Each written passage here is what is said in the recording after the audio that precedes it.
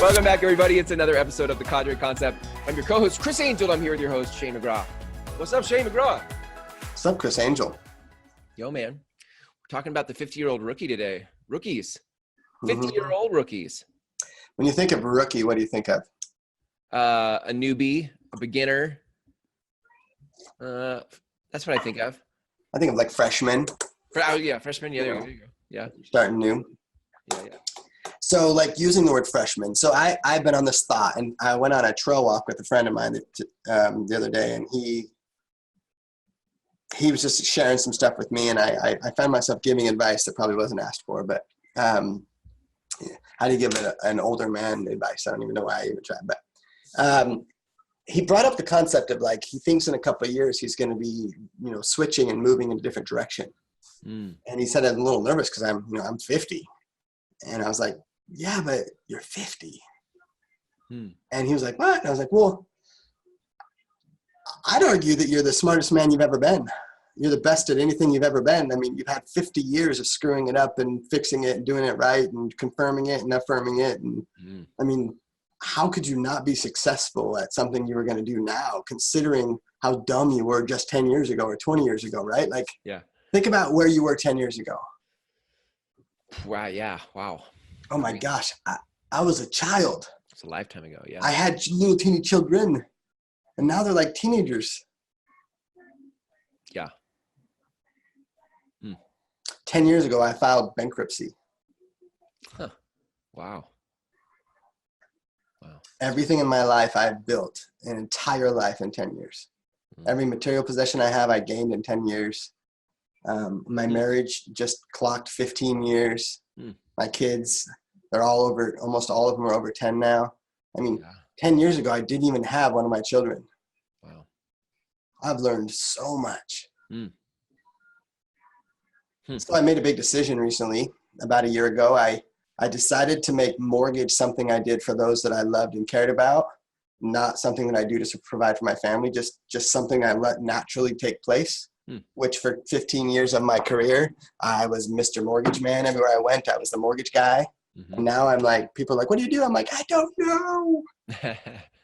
And I bought a couple companies, and I do some investing and do some stuff. And I kind of developed a philosophy over the last year, and I wanted to share it with everybody because I think it's one of those abundant philosophies that helps people be successful, but measure the right things and know, kind of have a bit of a,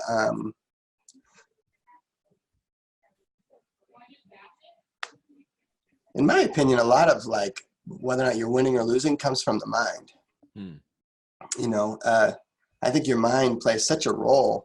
Some of us we're in there comparing ourselves against other people all day long, and that's never fulfilling. And we're overthinking things and underthinking other things. And it's just, our mind plays a big role in who we are and what we are, and how, our overall sense of enjoyment and peace as we navigate things. Our mind is like the source of it all. I would argue if you're glass half full, you're never empty. If you're glass half empty, you could be empty. Like there's, I don't know, something. So I made this big decision about a year ago. So I'm turning 40 this year. And I'm going to jump out of a plane. I was telling you that.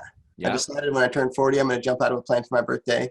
So if you're my friend and you're listening to this, consider yourself invited to jump out of a plane with me. You can wear a parachute if you want.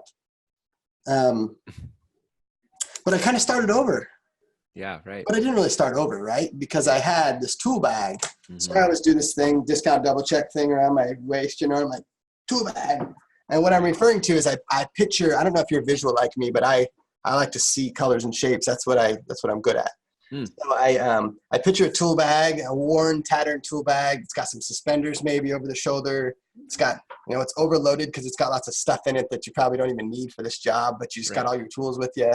And, maybe you're doing this little thing and you need, a couple tools like a screwdriver and a tape measure, but you got a hammer and you got a chisel and a file and a square and all these things that you don't need yet.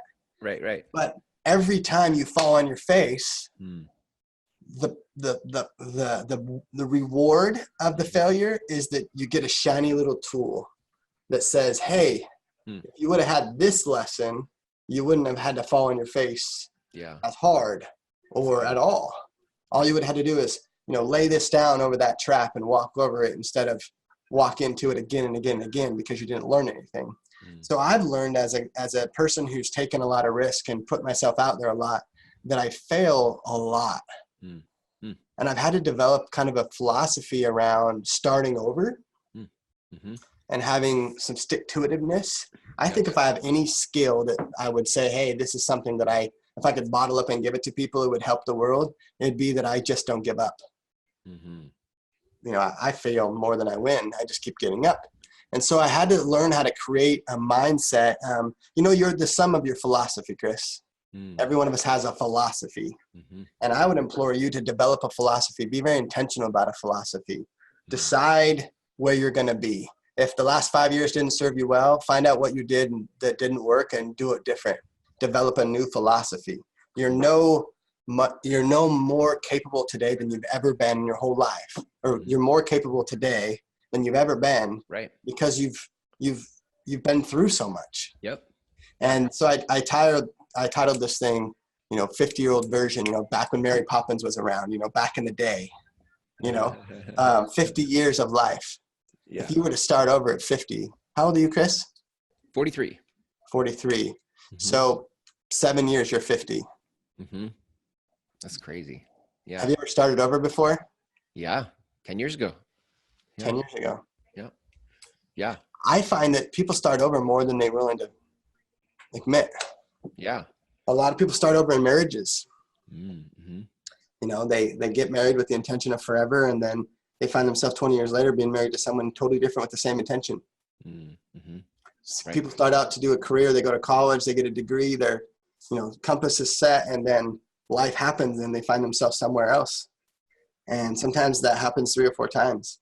And I just think there's something about owning your losses. Yeah. And kind of almost like being such a student of the game that every time you fail, it's a tool in your tool bag that makes you better than you were before. Yeah. So now I'm almost kind of looking for opportunities to start over all the time because I want to use my new tools. Yeah. If I had to do this again, if I got to start as a mortgage man today versus when I started 15 years ago, dude, I'd be so much better. Yeah. I know so many things that I wouldn't have done that I did before. I would have made a lot less promises back then. I would have, because I made a lot of promises I couldn't keep. Not because I didn't want to keep them, I just didn't know what I didn't know. Right. Wow. There's a lot of relationships out there in the mortgage space that I wasn't a good steward of those relationships. I didn't treat them. I didn't learn all there was to learn, and I didn't give all there was to give. Now, oh man, I would do it so different. Yeah.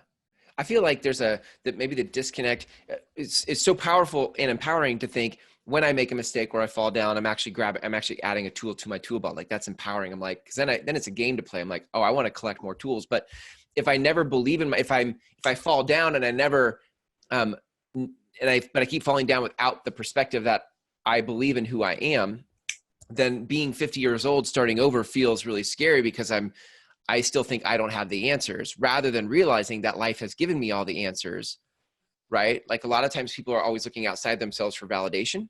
And am I doing it right? Am I doing it right? So starting over is scary because they feel like everything they've collected up to this point has nothing to do with the new project. When in reality, it has everything to do with your reinvention or the new project. And you have all the tools you need for that. But if you don't believe in yourself, then it's hard to see that. Yeah, maybe that's something I missed along the journey. Maybe believing in yourself is the key ingredient. But I wonder, what is belief? How would you measure that? Like, if you had it and I didn't, what would you have that I didn't have? It's probably a little bit of clarity. Just soapboxing here. I wonder if that's why I think I believe in God so much. Because I think it's like a hall pass. It's like a do-over card. It's it's not really about me. I think that's the dependency I've developed on having a Father in heaven is that he gets to be responsible for everything and I just get to learn and get to try again. And I fall short, but I'm still picked up with the same grace I did last 50 times I fell short. There's something about that value exchange where I get to be a new creation anytime I choose. All Yeah. I got to do is receive the gift, Mm-hmm. and then I get to go clean slate, Yeah. bippity boppity boo. Bippity boppity boo. I think certainty is one way. Like I've been on this kick with certainty lately. What do you mean by that? I think we spend a lot of time looking outside of ourselves for answers because we're not certain of our own answers. We're not certain of ourselves. Certainty as a distinction isn't the right answer. It's just that when you live life, good and bad, you are certain of your life experience. It's your truth. Nobody can take your life experience away from you because you've lived it. And in living it, knowing what worked and didn't work from the life I lived, not anybody else, but just inside of what I've lived and haven't lived, I'm certain of what that is. Like I'm certain of my life experience. So for example, like with my wife, we've been married 19 years in August, and I can say like we've had a lot of ups and downs. We've had a lot of hard conversations, and I am certain that all things can be worked out in communication. Like I'm clear, like when things get tough, like we just have to have that sit down conversation, and everything can be worked out in communication. And I'm certain of that. That's certainty, and it's certainty not because I read it in a book. It's certainty because I've lived it. But when you're not certain, because you're not picking up the tools life is giving you when you fall down, you have uncertainty, and you're like, oh my God, I'm starting over. I don't know what's going to happen. You're missing your truth. Life has taught you stuff along the way. And if you don't recognize the lessons life has taught you, then you live your life with uncertainty. And that's a scary place to be. Have you ever seen the Dumb and Dumber movie where they're riding on their little moped? They got the bugs everywhere. Yeah. And they pull over on the side of the road. They're just a mess. And then this bus shows up, and it's got all these smoking hot bikini girls in it. And she jumps out and she's like, hello, do you know where the town is? And he's like, if you just go down here, you take a left, and then they leave. And the guy's like, man, some two lucky guys are going to be so lucky that they get the chance to do that. And the opportunity drives away. And then you have this moment when you think he figures it out. He runs after the bus and he's like, wait, I gave you bad directions. Here's how it's going to work out. And he just walks right past the opportunity. Mm. And I think those tools we're talking about, they open up your ability to receive. Mm. And when you receive, there's an abundance. Mm-hmm. But when you're closed off, you don't find it. Mm. That's good, man. That's it. Hey, if you're starting something new in this, if you're listening to this and like you're starting to tune in regularly because for whatever reason you think something I say is helpful, I hope what you take away from today's talk is just pick up your tools and put all the tool bags and all the tools in the tool bag, all the lessons you've learned, your raggedy old suspenders, put them on, and put your big tool bag goes passed down from your dad or your mom or from your uncle or whatever your first mentor was, and put that tool bag on, and then look to your sides and look at the tools and look how shiny they are. Look at the blood, sweat, and tears that was required and the endurance that was required to get that tool. And now there's this lesson that you get to navigate with, and you're driving down the road and you run into a thing and you've been there before and you have a tool to respond and you're able to navigate around it. Life is this big journey that has all these ups and downs and storms, and most of them, in truth, we don't necessarily cause. It's just we are in harmony with a bunch of people trying to get out of their own way and do their best, and we end up inherently hurting each other, and we end up inherently having seasons where we win and we lose, and there's all these great lessons inside of that. And the truth is the race is never over until you've stopped running the race. So you get all these tools, and your best is your best. And so I have the sticker above my light switch that says my best. I've done my best today, and my best was good enough. And what I'm learning is this tool bag, when I take it off for the day, I get to know that was a hard-earned day with lots of tools that I've struggled to get. And there's just this metaphor about wherever you're at, congratulations, you got there. That's a big deal. No matter what your narrative is today, if you look at it from the other side of it and look at all the tools that you can pick up and fill your bag with, what a blessing. I mean, there's truly no way you could fail tomorrow unless you choose to fail, because failure is just a temporary lapse on the mission. It's just a speed bump amongst many things.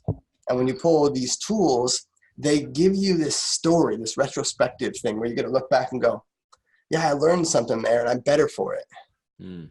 You know, so if you're in college and you're just like, man, I want college to be over, you're going to look back someday and you're going to have learned more things than you've ever could possibly know from college. Yeah. So I have one piece of advice to improve on your tool bag.